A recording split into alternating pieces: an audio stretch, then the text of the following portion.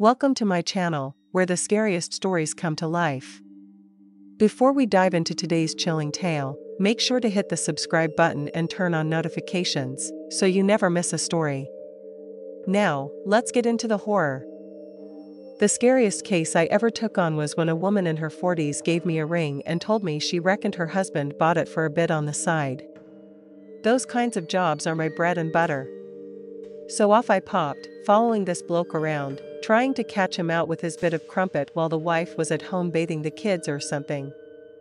About a week went by, and no matter how much I followed this guy around, he never seemed to do anything too dodgy or go anywhere remotely naughty. I was getting a bit frustrated when, one afternoon after he finished work, he started driving out to the middle of bloody nowhere. All I could think was, I've got him now, don't I? His one bit of unusual behavior, traveling out of town, had to be it. Only he didn't go to some bloody travelodge or anything like that. He went right out to the beach, into this little boathouse hidden amongst some sand dunes. I'm thinking to myself, what kind of place is this? What kind of bloke meets his bit of skirt in a place like this? Either way, I grab my camera and start sneaking down toward the shack to get a picture of the two in action. I'm right up on the door, edging it open, getting ready to snap a shot of this fellow's pale, hairy bottom going up and down like the clappers, when I feel something cold and metallic push against the back of my head. "You the police?" someone asked. If I'd said yes, there's no doubt in my mind that my brains would have been splattered all over the inside of that boathouse, because what felt like a piece of pipe was actually a single-barrel 12-gauge, a proper old farmer's blunderbuss. I said, "No, I'm not. I'm a private eye investigating things, just shagging about." There was silence for a moment. Then he poked me in the back of the head with the barrel so hard it hurt. "Get in the shack." I went in and saw all these black plastic packages in the hull of a small rowing boat. Drugs, had to be. The only reason he'd be willing to kill a copper was that big boy money, so to speak. The fella held me at gunpoint, made me strip down, and went through all my stuff, making sure I was who I said I was. He was only satisfied when he saw my business card. He asked me again why I was following him, and I told him honestly, "The missus reckons you're shagging about." But my voice was quaking like you wouldn't believe. He took the gun off me and laughed to himself. "Here's what's gonna happen, okay? You're gonna take this $5,000 off me, go back to my missus, and tell her I'm not having an affair. You tell her I take long walks on the beach. Tell her I'm going birdwatching or something. You don't tell her the truth. Got it?" He kept one of my business cards to let me know he was deadly serious. "You do any messing about, and there's people I work with that will come find you." I knew he wasn't bluffing.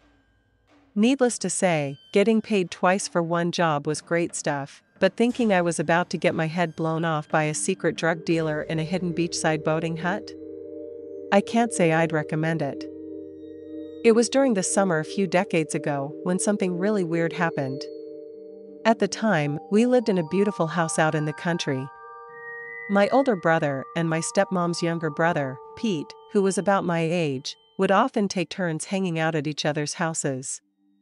I didn't particularly enjoy going to Pete's house in Wheeling, West Virginia. It wasn't a town I was fond of. On weekends, though, Pete would come to our place, and we'd almost always go hiking in the surrounding countryside. There was plenty to explore. My brother and Pete were always doing really stupid things. For instance, once my brother decided to see what it felt like to piss on an electric fence. Another time, they unraveled a large roll of hay at the top of a hill and let it roll down. Every cow grazing nearby went running for it. They once contemplated climbing into the cab of a bulldozer parked on a hill to mess with the gears, but luckily, I managed to talk them out of it. The dumbest thing I recall was when they tried to throw a rock at a bull's balls. Thankfully, I had the good sense to climb a tree before they attempted it. Even more fortunately, they made it up trees themselves, before the bull could trample them. Whenever we went hiking, I braced myself for their next act of stupidity. However, the most memorable hike we ever had didn't involve any of their antics, it was something much stranger. The night before, we'd eaten frozen pizzas and watched videos, so we were itching for something different. Our house was way out in the country. It took nearly an hour and a half to drive to the nearest town. The houses were far apart, and ours was the first one on the hill. From there, it was a 30-minute drive to the next house. We didn't know anyone nearby, and we never ran into other hikers or stumbled across houses during our adventures. It was just fences, animals, and open land, no people. On this particular day, we stayed out much longer than usual. I even brought along a thermos of the worst flavored Kool-Aid, lemon lime. Even now, I can still taste it when I think about that day. We crossed streams, climbed hills, and roamed far and wide. Eventually, we ran out of drinks and started sipping water from streams. As I bent down to drink from a creek, Pete came running up behind us, whispering excitedly, "You guys have to see this. You won't believe it. Just don't make too much noise, okay? This is the freakiest thing I've ever seen." Intrigued, my brother and I followed him. Pete kept urging us to stay quiet, which was difficult with the ground littered with dried leaves. He led us to an area overlooking a creek. When I peeked over, I saw the strangest thing I'd ever seen in my life. A huge man was walking by the creek. He was massive, the biggest man I'd ever laid eyes on. He was completely naked, his body covered in matted hair, which seemed to serve as clothing. But what terrified me the most was what he was dragging behind him, a skinned corpse. We couldn't tell if it was human or animal, but the sight was horrifying. He moved slowly along the creek, dragging the corpse behind him. I froze, trying to make no noise. The man was terrifying, and I didn't want him to notice us. If he turned around, who knew how he would react? I was tense, fully expecting Pete or my brother to do something idiotic to provoke him. But to my surprise, they stayed as still as I did. We watched in silence as the man continued on his way until he disappeared from view. The whole encounter was bizarre and unsettling. What struck me most was that Pete and my brother, two guys reckless enough to throw rocks at a bull, were too scared to draw this man's attention. That fear spoke volumes about the sheer menace of what we had just witnessed. To this day, the memory haunts me, and I still wonder who, or what, we saw that summer afternoon. This happened when I was in my teens, around 17 years old. It was the school holidays, and I was at home with my friend Talia and our domestic worker, Lessigo. Around 11 a.m., we were just hanging out in my room. Lessigo had been washing dishes when she glanced out the window and saw the reflection of two men in our backyard. She immediately ran upstairs to tell me what she had seen. I hit the panic button, and the alarm started blaring loudly throughout the house. I called my dad to tell him what was happening, but he was working far away and wouldn't be able to get there quickly. I believe he called the police, but I knew they would take time to arrive. I wanted to run downstairs to lock the security gate at the bottom, but over the piercing sound of the alarm, I heard the unmistakable crack of wood splintering as the men broke through the back door. I feared they would reach me before I could secure the gate, so I decided against going downstairs. Instead, we raced across the upstairs landing to lock ourselves in my parents' bedroom. When we got to the door, we discovered there was no key. Panicked, we ran back across the landing, and as we did, we saw the two men bounding up the stairs, just a meter away. Both were large and carried a screwdriver and a rope, definitely not a good sign.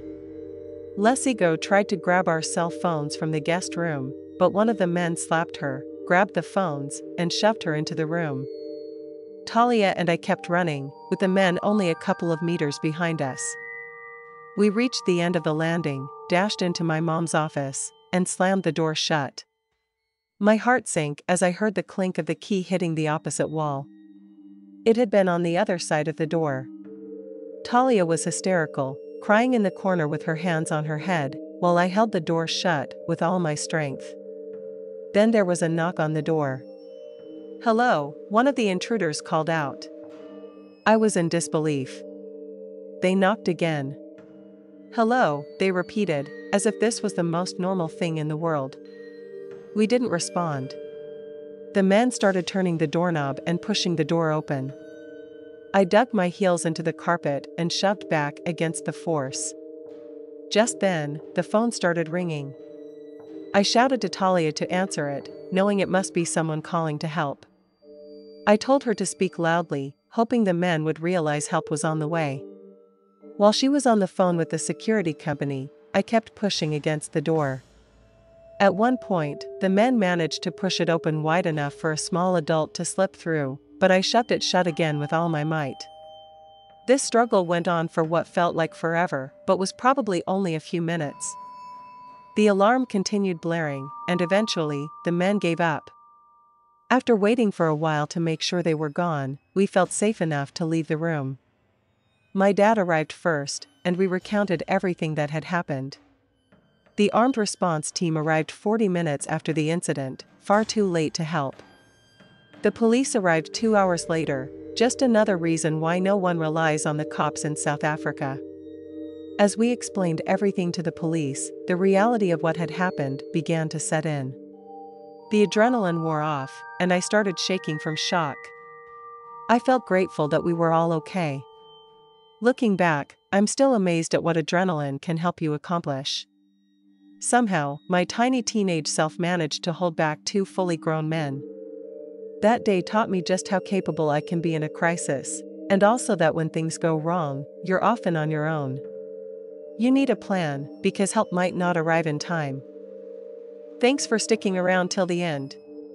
If you enjoyed the story, don't forget to give the video a like and leave a comment with your thoughts.